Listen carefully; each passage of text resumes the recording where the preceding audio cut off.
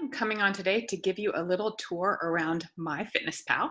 MyFitnessPal is what we use to track our macros. So you are seeing my home screen. And so I'm just moving something around on my computer screen so I can see my home screen. So there we have my home screen. You can actually see below my macronutrients on top the fact that I've taken 6,787 steps. And I have set the settings in MyFitnessPal to not increase my calorie or macro allotments for exercise. So I recommend that you do two things. You do not change your weight after your initial weight that you've put into MyFitnessPal, but also you do not set it to increase your macros or your calories with exercise. So we are setting our macros initially using our starting weight and our activity level and our goal for weight loss. So you should have put for your activity level, active, if you are doing the faster way workouts. If you are not, or you're doing them sporadically, you can put lightly active. For more details on special situations or other settings, you can check in your portal or your app to see more detailed instructions on setting up MyFitnessPal. But you are not going to be changing your weight over time, and you are also not going to be factoring in your exercise to increase the calories that you can consume.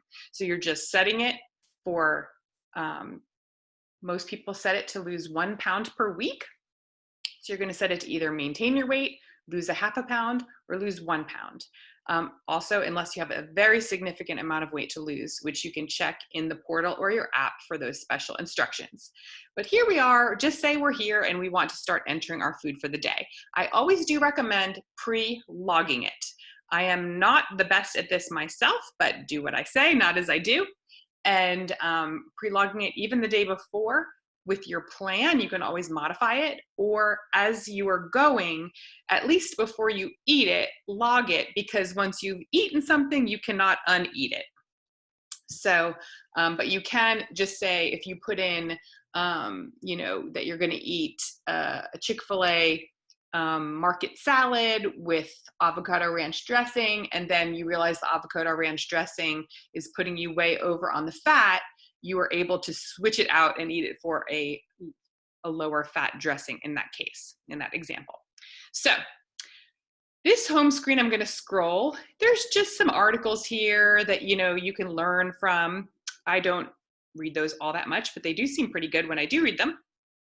You can see in the bottom row, there is a little thing you can select called diary. You can also just add you can use the plus button to add your food. So those are the two ways to do it. I usually hit diary. So I'm going to hit diary now. Okay, I'm in the diary.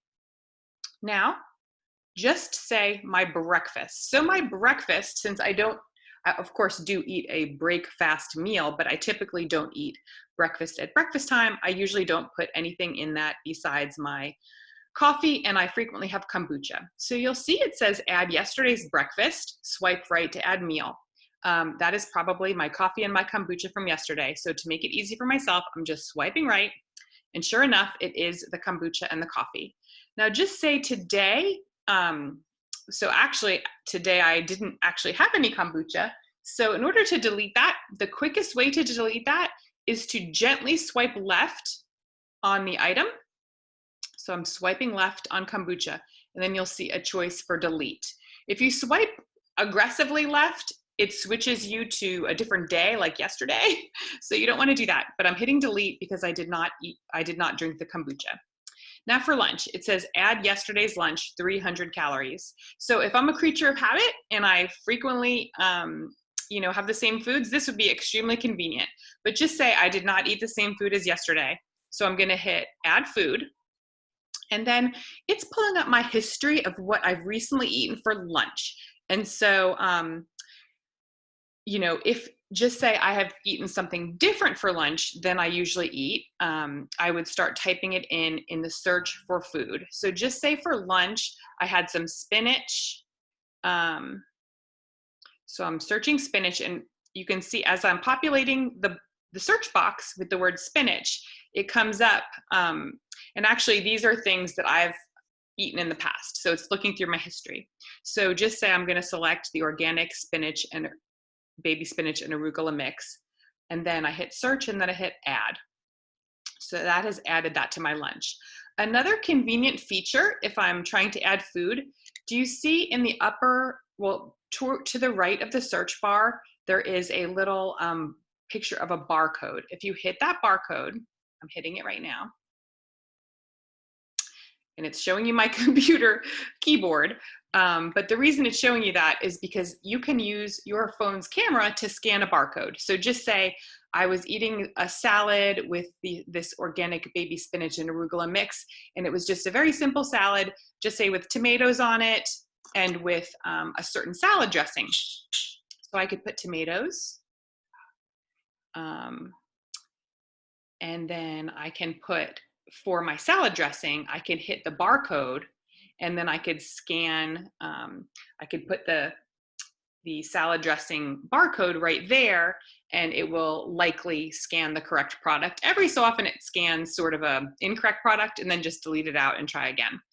Maybe search for it in words instead of with the scan. Now you may see that there are some green check marks next to certain foods, and some foods don't have a green check mark. The green check mark means it is a verified food.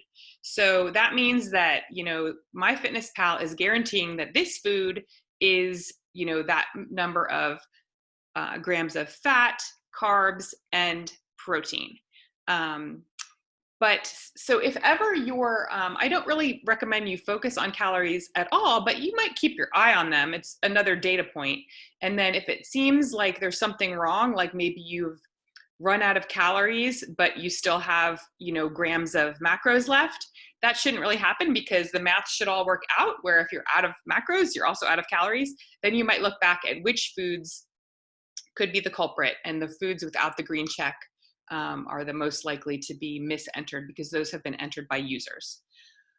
And if you want to see, just say you're entering all your foods, and for some reason, you can see where it says lunch right now. Below it says there's 3.1 gram of carbs, no fat, and 1.8 gram of protein.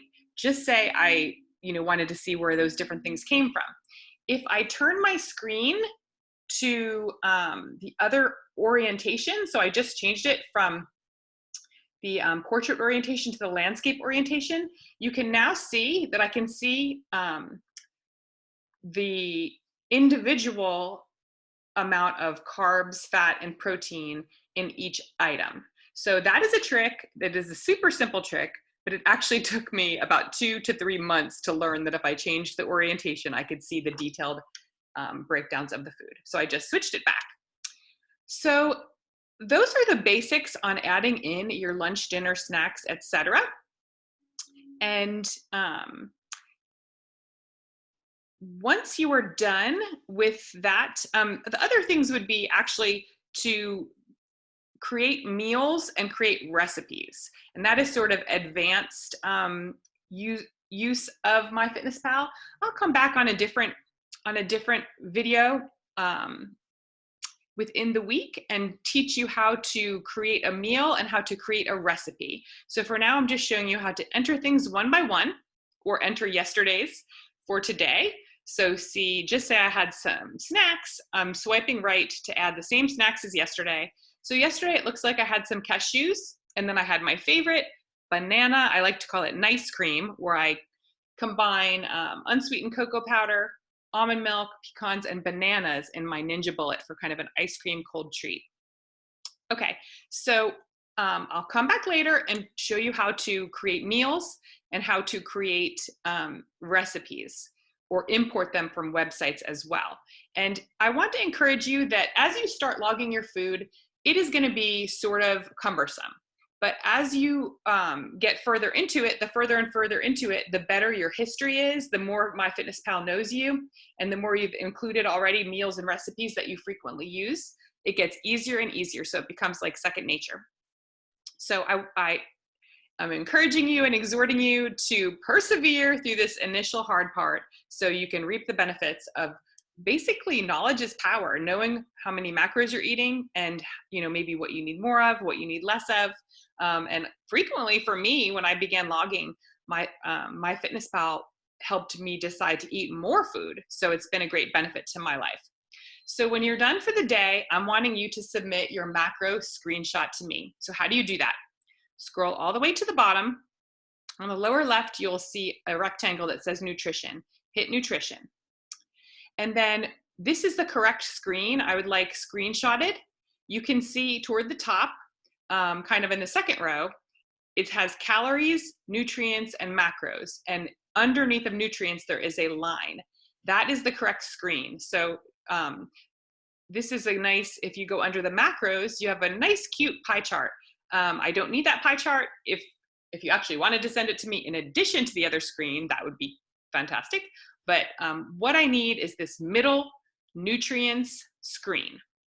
So that is what you screenshot. And on I'm working off an iPhone, and that brings up something that Android users might have slightly different ways to enter foods, but I think you can generalize from this. So for me to do a screenshot, I push the buttons on the right and the left, and there's my screenshot that is now in my camera roll, so I can submit it on the daily thread in Facebook.